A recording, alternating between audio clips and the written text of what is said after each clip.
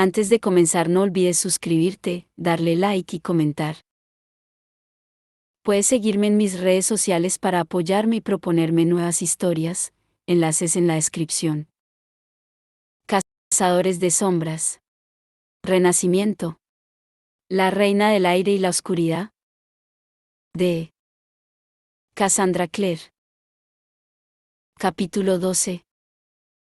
Bajo el cielo.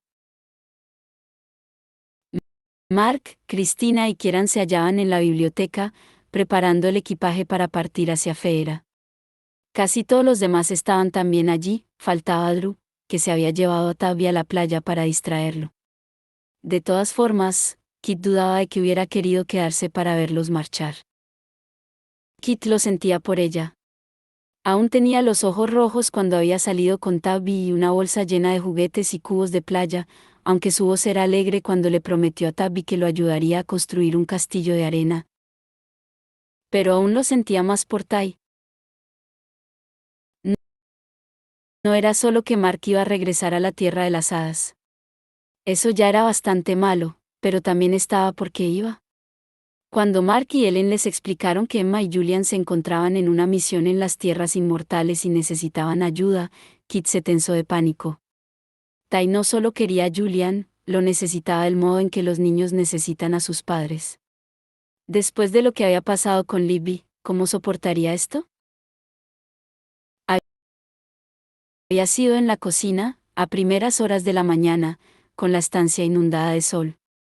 En la mesa aún se hallaban los restos del desayuno, y Drew jugaba con Tabby, haciendo mini cuchillos serafines con trozos de tostada mojados en mermelada. De repente, Aline se había puesto en pie, como si hubiera recibido alguna silenciosa señal de Ellen, y se había llevado a Tabby fuera, prometiéndole enseñarle su libro ilustrado favorito de la biblioteca. Y entonces Ellen les explicó lo que estaba ocurriendo. Mark y Cristina hicieron algún comentario de vez en cuando, y Kieran permaneció en silencio junto a la ventana, con el cabello azul oscuro salpicado de mechones blancos. Cuando acabaron, Drew lloraba en silencio. Ty también guardaba silencio, pero Kit pudo verle la mano derecha bajo la mesa, la movía como un pianista, estirando y cerrando los dedos. Se preguntó si Ty se habría olvidado de sus juguetes de manos, lo que en internet llamaban juguetes sensoriales o para autistas. Miró alrededor buscando algo que le pudiera pasar a Ty. Mark se inclinó hacia él y le hizo una suave caricia en la cara. Tiberius, dijo. Y Drusilla. Sé que esto es duro para vosotros, pero regresaremos con Julian y entonces volveremos a estar todos juntos. Drew trató de sonreírle. No digas eso, pensó Kit. ¿Y si no lo podéis traer de vuelta? ¿Y si muere mientras está en Feera? Hacer promesas que no se pueden cumplir es peor que no hacer ninguna. Ty se levantó y salió de la cocina sin decir ni palabra. Kit comenzó a apartar su silla, pero enseguida se detuvo. Quizá no debería ir detrás de Ty. Tal vez no quisiera que lo hiciera. Cuando alzó la mirada, vio que tanto Mark como Cristina lo estaban observando, de hecho, hasta Kieran lo observaba, con sus inquietantes ojos claro y oscuro. Deberías ir con él, dijo Mark. Es a ti a quien quiere. Kit parpadeó y se puso en pie. Cristina le sonrió dándole ánimos mientras salía de la cocina. Ty no se había ido lejos, se hallaba justo fuera, en el pasillo, apoyado contra la pared. Estaba con los ojos cerrados y movía los labios en silencio. Tenía un bolígrafo retráctil en la mano derecha y presionaba el botón superior sin parar, una y otra vez, clic, clic, clic. ¿Estás bien?, preguntó Kit, rondando incómodo delante de la puerta de la cocina. Ty abrió los ojos y lo miró. Sí. Kit no dijo nada. Le parecía de lo más improbable que, en ese momento, Ty estuviera bien. Era demasiado. Perder a Libby, y ahora el miedo de perder a Julian y a Mark, y a Emma y a Cristina. Se sintió como si estuviera contemplando la desaparición de la familia Blackthorne. Como si la destrucción que Malcolm había deseado para ellos estuviera ocurriendo en esos momentos, incluso después de la muerte del brujo, y todos fueran a encontrar la perdición, uno a uno. Pero no Tai. Por favor, no le hagas esto a Tai. Es bueno y se merece algo mejor. Aunque Kit sabía muy bien que la gente no siempre lograba lo que se merecía. Esa era una de las primeras cosas que había aprendido en la vida. Estoy bien, insistió Tai, como si pudiera oír las dudas de Kit. Tengo que estar bien para Libby. ¿Y si algo les pasa a Mark o a Julian, o a Emma, en Fera, tampoco importa, porque los podemos traer a todos de vuelta. Tenemos el libro negro. Los podemos resucitar a todos. Kit se lo quedó mirando. Oía un pitido en la cabeza de pura perplejidad. Tai no lo decía en serio, se dijo. No podía decirlo en serio. La cocina se abrió a su espalda y salió Mark, dijo algo que Kit no oyó y luego fue hasta Tai y lo rodeó con los brazos. Tai respondió al abrazo, con la frente contra el hombro de Mark. Aún agarraba el bolígrafo. Kit vio de nuevo los morados en las manos y las muñecas de Tai, los que debía de haberse hecho subiendo a la piranidris. Resaltaban tan intensos en contraste con su pálida piel que Kit hasta creyó notar el dolor también. Y ahora, Kit y Tai estaban sentados a una de las mesas de la biblioteca, observando cómo se preparaban los otros para marcharse. Kit no podía sacarse de encima una sensación de extrañeza. La última vez que Mark y Cristina habían entrado en Fera lo hicieron sin ningún aviso ni preparación. Desaparecieron durante la noche con Emma y Julian. En esta ocasión, no solo todos lo sabían, sino que además los estaban ayudando, como si fueran de camping. Mark, Cristina y Kieran iban vestidos con la ropa menos de cazador de sombras que habían podido encontrar. Cristina se había puesto un vestido blanco hasta la rodilla, y Mark y Kieran llevaban vaqueros y camisas a los que Aline había atacado con unas tijeras para que parecieran gastados. Todos llevaban zapatos blancos, sin hebillas de metal, y Cristina se había sujetado el pelo hacia atrás con cintas. Ellen les había preparado comida en envases de plástico, barras de granola, manzanas, cosas que no se estropeaban. Había mantas y vendas e incluso aerosol antiséptico, porque las estelas no les funcionarían en Fera.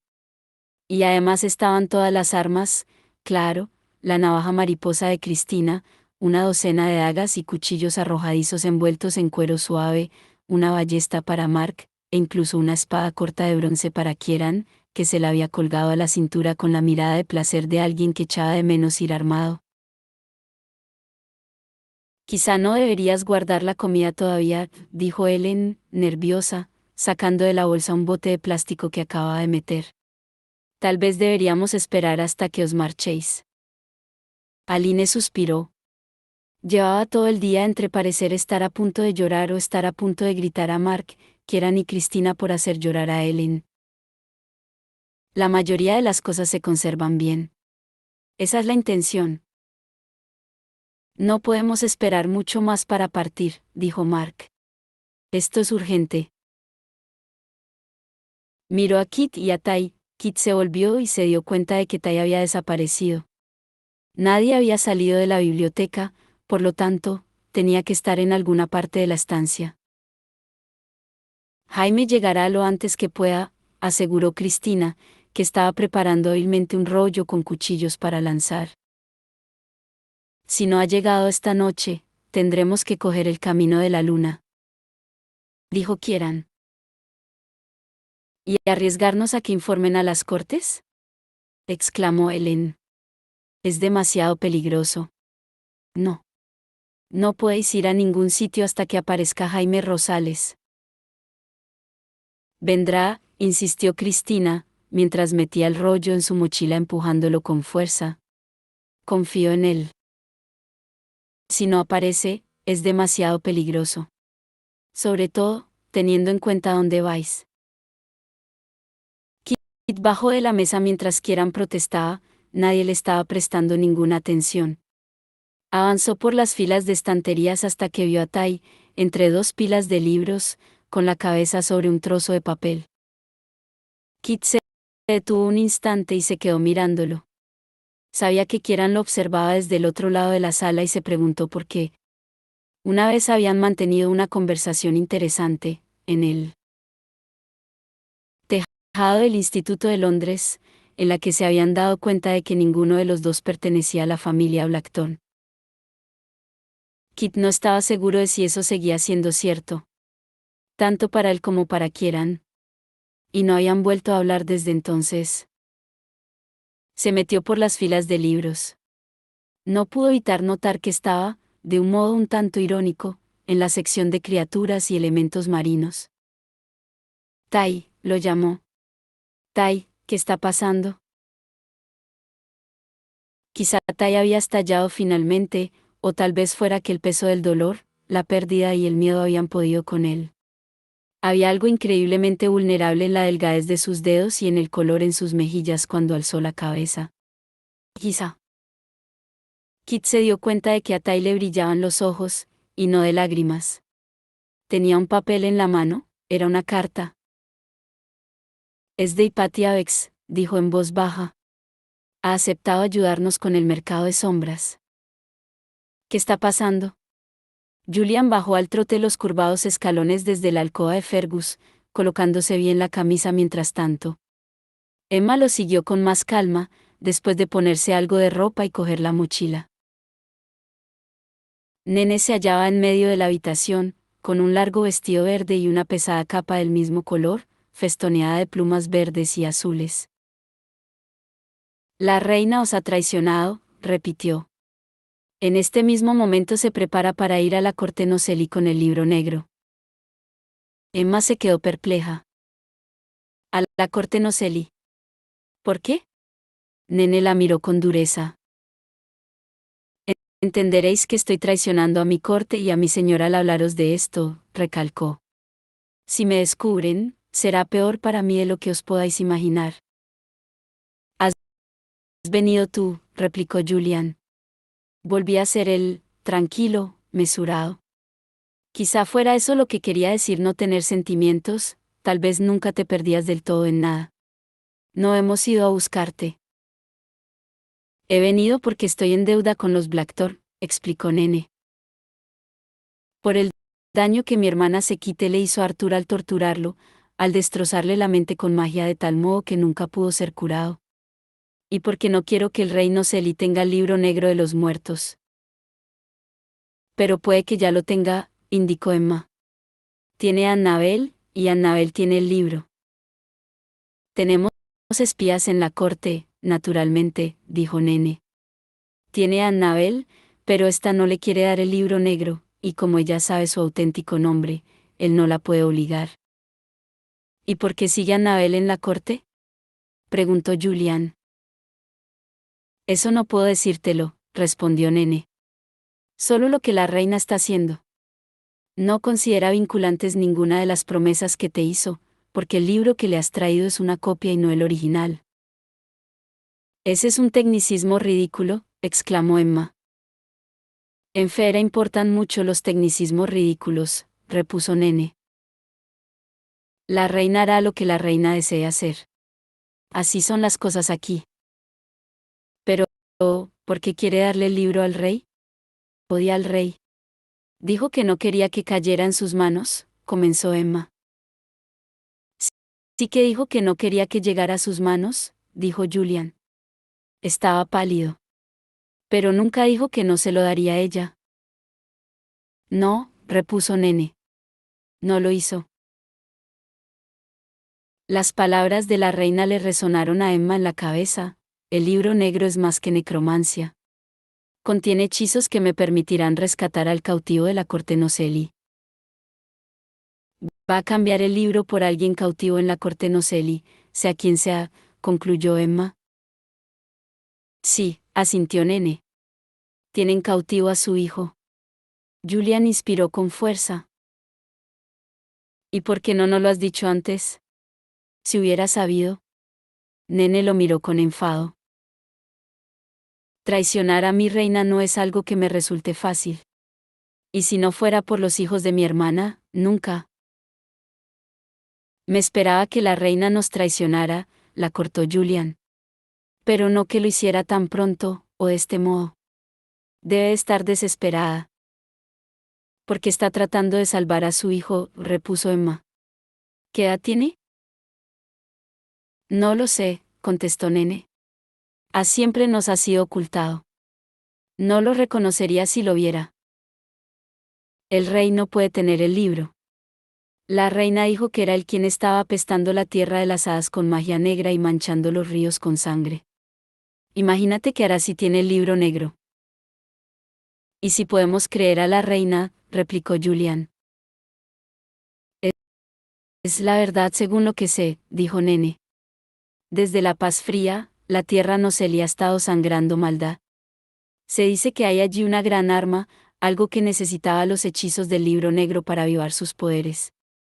Algo que puede borrar toda la magia angélica. Tenemos que ir a la corte Noseli, dijo Emma. Debemos detener a la reina. A Julian le brillaron los ojos. Emma supo que estaba pensado que en la corte Noseli estaba Annabel, y con Annabel se encontraba la venganza por la muerte de Libby.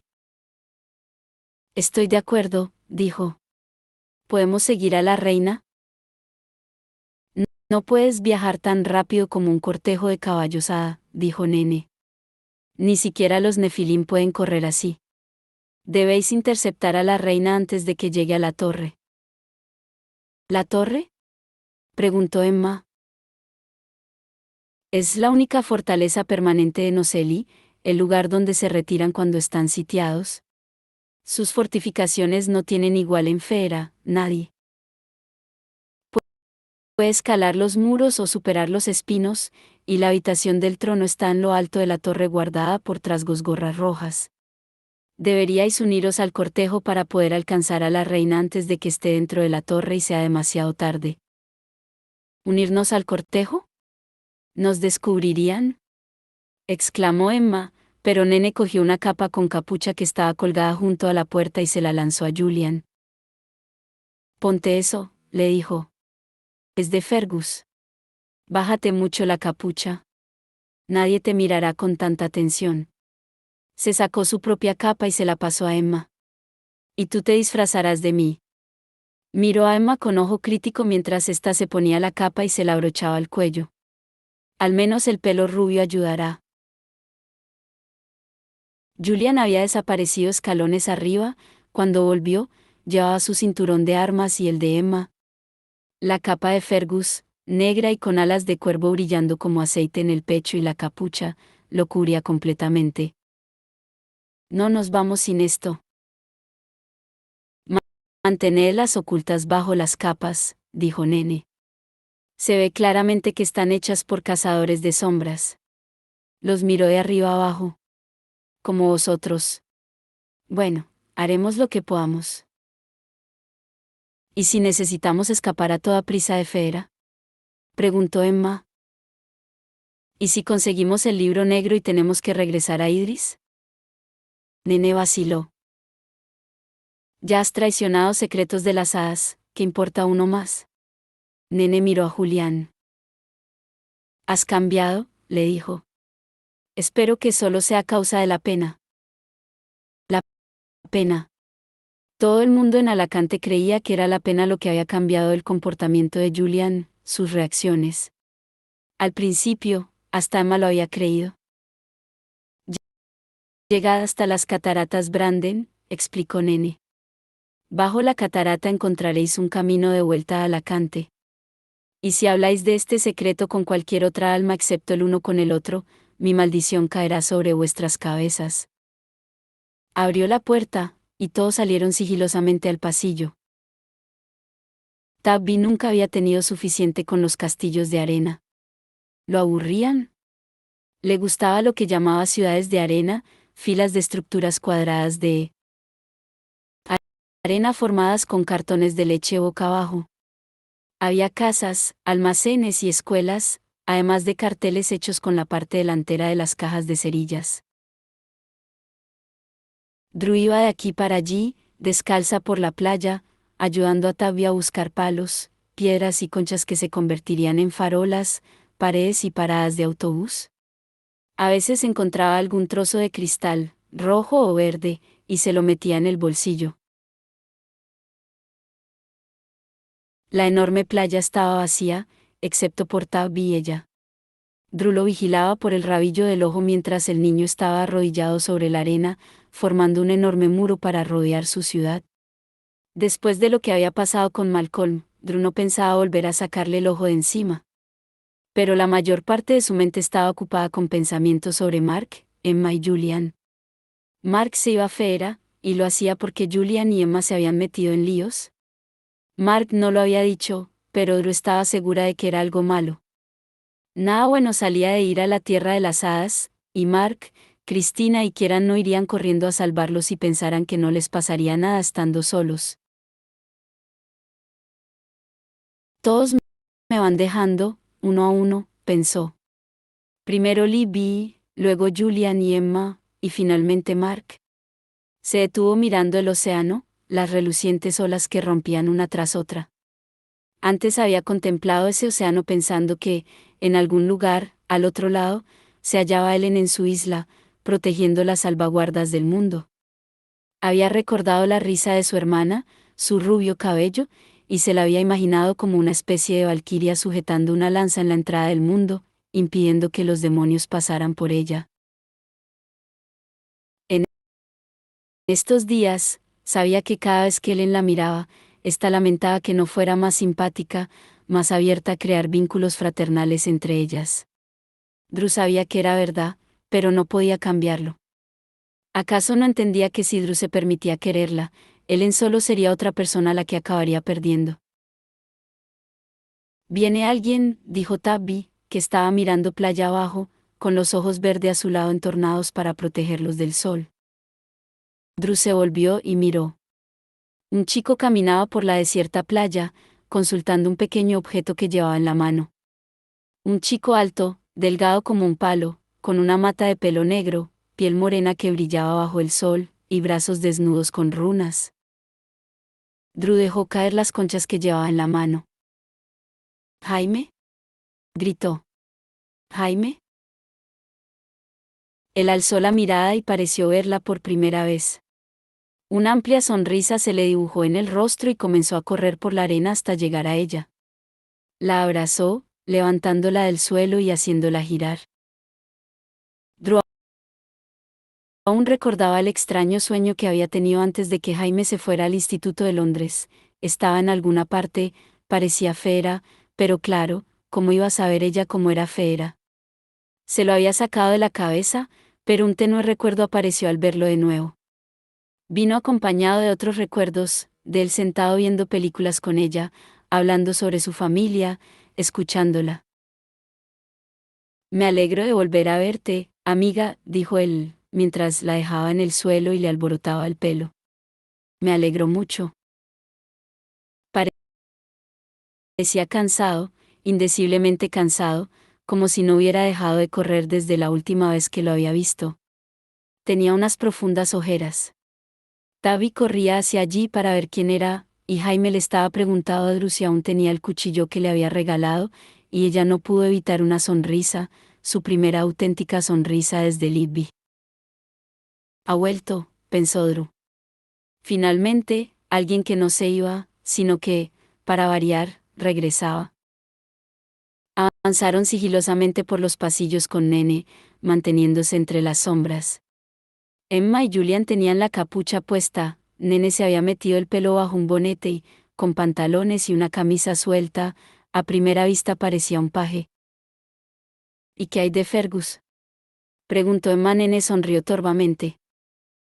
Fergus ha sido abordado por una dría de las que más le gustan. Un tallo joven. ¡Pau! Exclamó Julian. Pastillas. Nene no le hizo caso. Hace mucho que conozco a Fergus, y lo sé todo de sus inclinaciones. Estará ocupado bastante tiempo. Habían llegado a un pasillo inclinado que le resultaba conocido a Emma. Podía oler el aire de la noche que llegaba del fondo, el aroma de las hojas, la savia y el otoño. Se preguntó si sería la misma estación en Feera que en casa.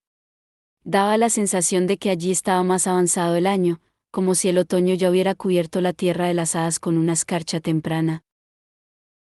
El pasillo acababa de golpe y se abría hacia un claro de hierba y estrellas. Los árboles lo rodeaban formando una alta circunferencia, dejando caer hojas doradas y rojas sobre un nutrido grupo de cortesanos hada y sus caballos. La propia reina se hallaba montada en una silla de amazona sobre una yegua blanca a la cabeza del cortejo. Un velo de encaje blanco le cubría el rostro y los hombros, y se cubría las manos con unos guantes blancos. El cabello rojo le caía por la espalda. Sus cortesanos, cubiertos de seda dorada y brillante terciopelo, cabalgaban tras ella. La mayoría iba a caballo, pero había algunos sobre enormes gatos sin uñas y otros sobre lobos del tamaño de un coche pequeño. Una dríada de piel verde con una masa de hojas por cabello estaba sentada entre las ramas de un árbol andante. Emma no pudo evitar mirar anonadada. Era una cazadora de sombras, acostumbrada a la magia, sin embargo, había algo tan ajeno en el corazón de las cortes de las hadas que aún la hacía maravillarse. Nene los llevó entre las sombras hasta donde los caballos de Fergus y el suyo estaban esperando, ya en la línea del cortejo. Entre un trasgo que cabalgaba sobre un sapo alado y dos chicas hada con vestidos rojos e idéntico cabello negro, sentadas una delante de la otra sobre una yegua valla.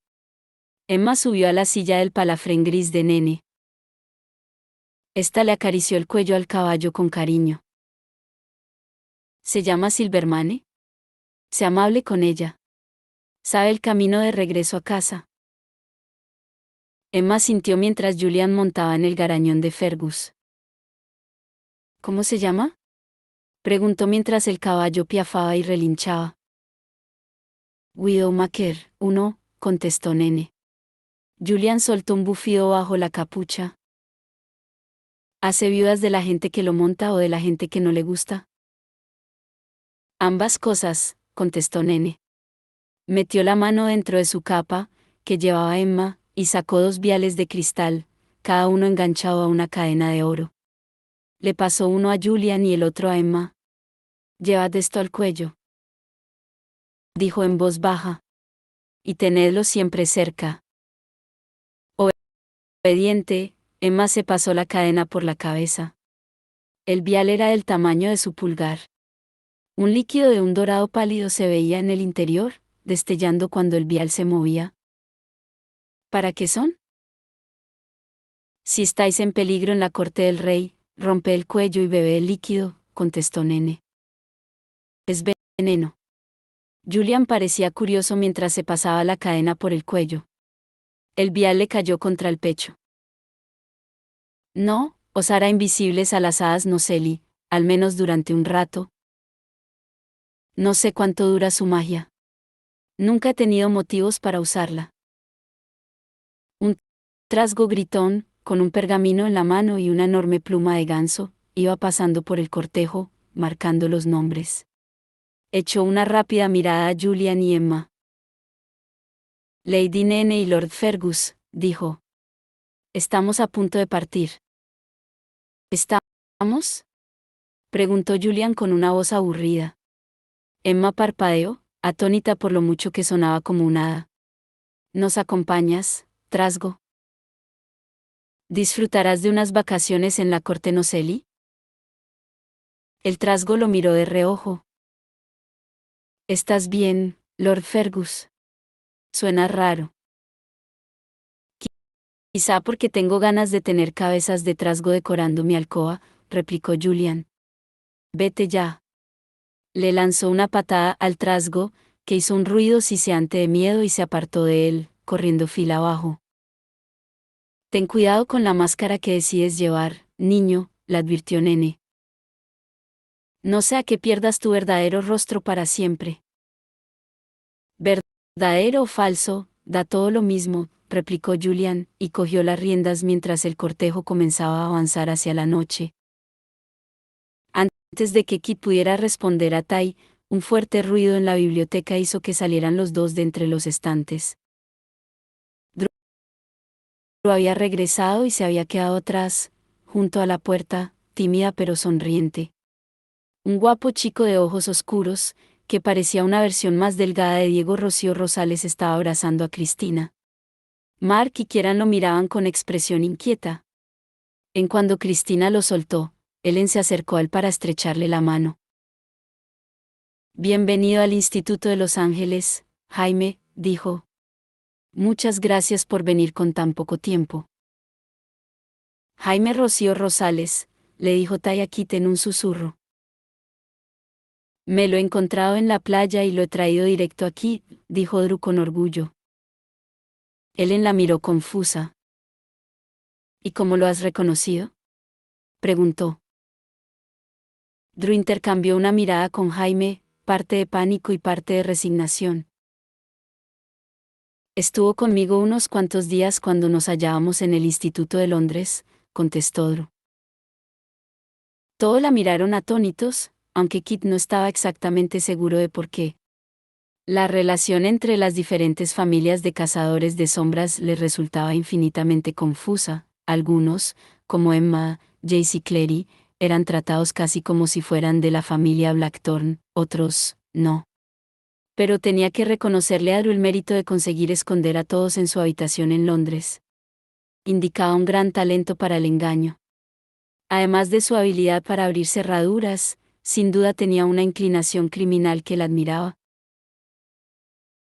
¿Quieres decir que estaba en tu dormitorio?, preguntó Mark, incrédulo. Se volvió hacia Jaime, que se había apoyado en una de las largas mesas. Solo tiene 13 años. Jaime parecía no creérselo. Pensé que como mínimo tendría unos 16. Ellen respiró hondo. Mark le pasó su mochila a Kieran, que la cogió, un poco perplejo. Quédate donde estás, Jaime Rocío Rosales. ¿Por qué?, preguntó suspicaz. Mark avanzó hacia él. Para que te pueda moler a golpes.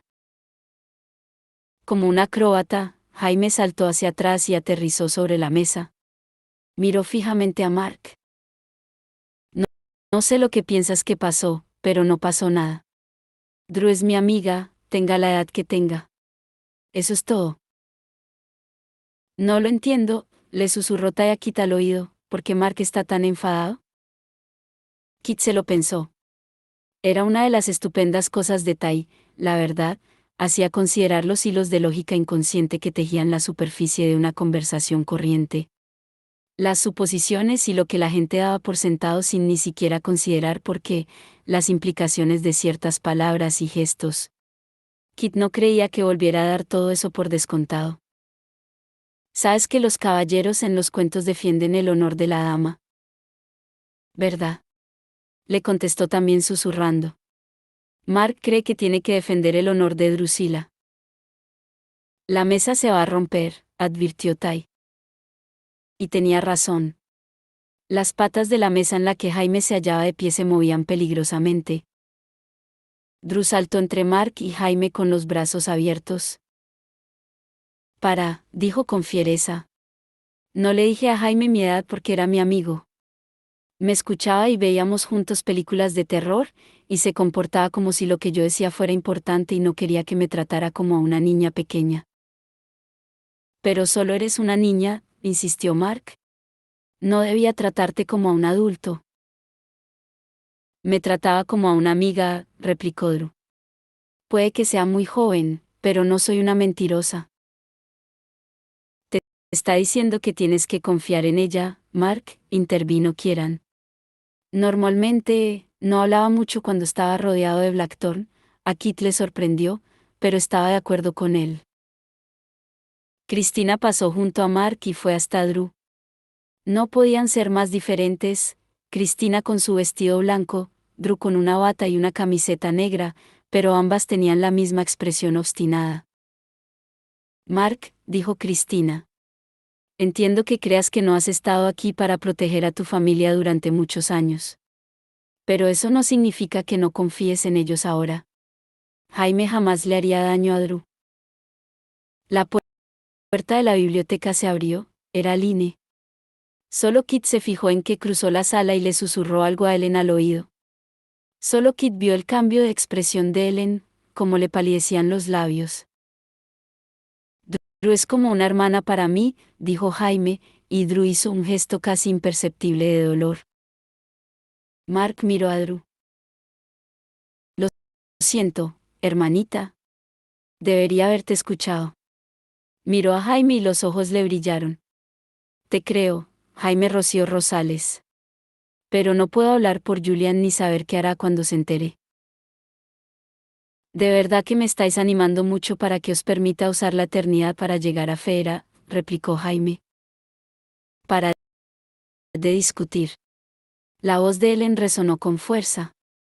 Hace un rato he enviado un mensaje a mi tía Nene en la Corteseli. Acaba de contestarlo. Dice que Emma y Julian estaban allí, pero se han ido. Acaban de partir de la Corteseli en dirección a la Noceli. Los ojos de Kieran se oscurecieron. ¿Y por qué lo habrán hecho? Preguntó Cristina. No lo sé, respondió Ellen. ¿Pero eso significa que tenemos una localización específica de dónde estarán? Kieran tocó la espada que le colgaba de la cintura. Conozco un lugar por los caminos que llevan de la Corteseli a la Noceli donde podremos interceptarlos. Pero una vez lo pasen, puede que lleguemos tarde. Si vamos a ir, debemos hacerlo ahora. Jaime saltó de la mesa con la agilidad de un gato. Cogeré la reliquia. Comenzó a rebuscar por su mochila. Cristina, solo la puedes usar tú, ya sabes que quien la use debe tener sangre Rosales. Cristina y Jaime intercambiaron una mirada cargada de significado, indescifrable para Kit. Puedes usarla para ir a Fera y para volver, explicó Jaime. La entrada y la salida de la Tierra de las Hadas será indetectable, pero no puede protegeros mientras estáis allí. Le pasó algo a Cristina. Kit solo pudo captar algo que parecía madera lisa retorcida en una extraña forma. Kieran y Mark se estaba colgando las mochilas. Drew se había acercado a Ellen, que parecía como si quisiera ponerle un brazo sobre los hombros, pero la niña no estaba lo suficientemente cerca para eso. Algo en el aspecto de todos hizo que Kit le pusiera una mano en el hombro a Tai. Notó el calor de la piel del otro chico a través de la camiseta. Tai lo miró de reojo. Será mejor que vayas a decirles adiós o buen viaje, le dijo Kit, incómodo. Tai dudó un momento, pero luego le hizo caso, y la mano de Kit cayó de su hombro como si Tai nunca hubiera notado que estaba allí. Kit se quedó atrás durante las despedidas, los abrazos llorosos, las promesas susurradas, el alborotar pelos. Ellen abrazó con fuerza a Mark, como si no quisiera dejarlo partir, mientras Aline iba a buscar a Tabby, que estaba jugando en su cuarto. Jaime también se quedó atrás, aunque miró a Kit por el rabillo del ojo con curiosidad, como si dijera, ¿quién es este tipo? Cuando Aline regresó, Tabby abrazó obedientemente a todos los que se iban, incluso a Kieran, que pareció sorprendido y emocionado. Le acarició el pelo a Tabby. No te preocupes, pequeño. Y luego fue el momento de que Tai y Mark se despidieran. Y tocó ambas mejillas de Tai suavemente una sola vez, una despedida de hada. No mueras, dijo Tai. A Mark pareció costarle esbozar una sonrisa. No lo haré. Él encogió a Tai, y los pocos Blackton restantes se juntaron mientras Cristina sujetaba la eternidad contra el pecho. Kit vio entonces que sin duda era un trozo de madera pulida, retorcida de algún modo en forma del símbolo del infinito, sin principio ni fin. Poneos juntos todos los que vais a Fera, dijo Jaime. Debéis estar tocándoos entre vosotros. Mark y Kieran pusieron una mano en cada uno de los hombros de Cristina. Ella parecía pequeña entre ambos. Mark le rozó la nuca con el pulgar, un gesto tranquilizador y casi sin pensar, su intimidad sorprendió a Kit. Vamos al cruce de Bram, le dijo Kieran a Cristina. Cristina bajó la mirada y frotó con suavidad el artefacto. Llévanos al cruce de Bram. La magia de las hadas era silenciosa, pensó Kit. No hubo ningún ruido, ni jaleo, ni luces destellantes de brujo. En un abrir y cerrar de ojos, Mark, Kieran y Cristina simplemente desaparecieron. Otra reunión, pensó Diana. Y una de emergencia, esta vez. La había despertado muy temprano un mensaje de fuego que la convocaba a una reunión del consejo en el GAR. GWYN había tratado de convencerla de que volviera a la cama, pero Diana estaba demasiado preocupada. Preocupada por Gia. Preocupada por Emma y Julian. Sabía que Horace quería que ese arresto domiciliario fuera un castigo ejemplar, pero solo eran niños. ¿Cuánto iba a durar ese castigo? ¿Y cuánto aguantaría Julian separado de sus hermanos y hermanas? Había dejado GWYN con un beso y se apresuró a ir hacia el GARD, donde vio que cazadores de sombras de todas partes, no solo los habituales de Alacante, entraban en el GARD a través de puertas vigiladas por centuriones. Solo por casualidad había encontrado un sitio en las filas delanteras, junto a Kadir Safar, del conclave de Nueva York. Cuando se hubieron cerrado las puertas, todos se quedaron mirando el estrado, que estaba vacío excepto por una única silla con un alto respaldo de madera y una mesa cubierta con una sábana negra. Por los bultos, la sábana parecía estar cubriendo algo que le causó a Diana un escalofrío. Se dijo que no podía ser lo que parecía. Quizás solo fuera un montón de armas. Cuando todos los miembros del consejo se situaron en sus lugares, se hizo el silencio en la sala. Horace Dearborn, con el traje completo de inquisidor, entraba a grandes pasos en el estrado, seguido de Manuel y Sara, vestidos de centuriones, cada uno con una larga lanza en la que estaban grabadas las palabras Primus Pilus. ¿Lanzas primero?, tradujo Kadir. Diana ya lo conocía de antes, un hombre a menudo silencioso que había sido el segundo de Maris durante años y aún dirigía el cónclave de Nueva York. Parecía cansado y tenso, su oscura piel mostraba un tono cetrino que no tenía antes. Eso quiere decir que han sido ascendidos a centuriones de la guardia personal del inquisidor y la cónsul. Hablando de la cónsul, susurró Diana, ¿dónde está Gia? Su murmullo prendió como una chispa en la paja seca, y enseguida todo el consejo estaba murmurando. Horace alzó una mano para calmarlos. Saludos, Nefilim, comenzó. Nuestra cónsul, Gia Penhallow, os envía sus saludos. En este momento se halla en la ciudad irredenta, reuniéndose con las hermanas de hierro a causa de la espada mortal. Pronto volverá a ser forjada, con lo que podrán comenzar los juicios. El ruido disminuyó a unos cuantos susurros. Es una desafortunada coincidencia que ambas reuniones tengan que mantenerse en el mismo momento, continuó Horace, pero el tiempo es primordial. Será difícil mantener esta reunión sin Gia, pero conozco sus posiciones y las representaré aquí. Su voz resonó por toda la sala. Debe estar empleando una runa de amplificación, pensó Diana. La última vez que nos reunimos, hablamos de leyes más estrictas que codificarían las responsabilidades de los subterráneos, dijo Horace. Nuestra cónsul, en su generosidad y amabilidad, nos hizo posponer la decisión de implementar esas leyes, pero esa gente no responde a la amabilidad. El rostro se le había puesto rojo bajo el fino cabello rubio. Solo responden a la fuerza. Y debemos hacer que los cazadores de sombras vuelvan a ser fuertes. Un murmullo se extendió por el salón. Diana miró alrededor buscando a Carmen, que había hablado con tanta valentía en la última reunión, pero no la pudo encontrar por ninguna parte entre el resto de los cazadores. ¿De qué va esto?, le susurró a Kadir. ¿Por qué nos ha traído aquí para soltarnos ese discurso? Kadir estaba muy serio. La cuestión es a dónde quiere llegar. Diana observó los rostros de Manuel y Sara, pero no pudo ver nada en ellos, excepto petulancia en el de Sara. El de Manuel estaba tan blanco como una hoja de papel. Por mi gran respeto hacia la cónsul, estuve de acuerdo con aceptar el aplazamiento, dijo Horace, pero recientes acontecimientos hacen imposible esa espera. Un murmullo expectante recorrió la sala. ¿De qué estaría hablando? Se volvió hacia su hija.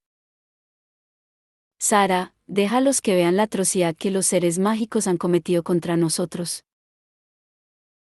Con una mirada de morboso placer, Sara cruzó el estrado hasta la mesa y apartó la sábana negra como si fuera un mago actuando ante el público. Un gemido de horror recorrió la sala. Diana notó que su ira también se despertaba. Bajo la sábana se hallaban los restos de Daniel Arxpiar, colocados sobre la mesa como un cadáver a punto para la autopsia. Tenía la cabeza inclinada hacia un lado, la boca abierta en un grito callado. La caja torácica estaba hecha pedazos, trozos de hueso blanco y tendón amarillo se veían aparecer por los atroces desgarros. La piel estaba reseca y cenicienta, como si llevara muerto algún tiempo. La voz de Horace se convirtió en un grito. Aquí tenéis a un joven valiente que fue enviado en una misión de paz a Feera, y esto es lo que nos han devuelto. Este cadáver salvajemente mutilado. Un terrible grito rompió el silencio. Una mujer con el cabello de Daniel Arxpiar y un rostro huesudo estaba en pie, aullando. Helena Larxpiar, imaginó Diana. Un hombre corpulento, cuyos rasgos parecían estar hundiéndose por la impresión y el horror la sujetó entre sus brazos. Mientras la gente los miraba, él la sacó gritando de la sala. Diana sintió náuseas. Daniel Arxpiar no le caía bien, pero solo era un niño, y el dolor de sus padres era auténtico. Es así como se ha enterado la familia, pensó. Un gran teatro. ¿Había amargura en el tono de Kadir? Dearborn siempre ha sido mejor actor que político. Al otro lado del pasillo, Laszlo Balog les lanzó una aviesa mirada. Por lo que sabía Diana, no era oficialmente un miembro de la cohorte, pero sin duda era un simpatizante. Y fue salvajemente mutilado.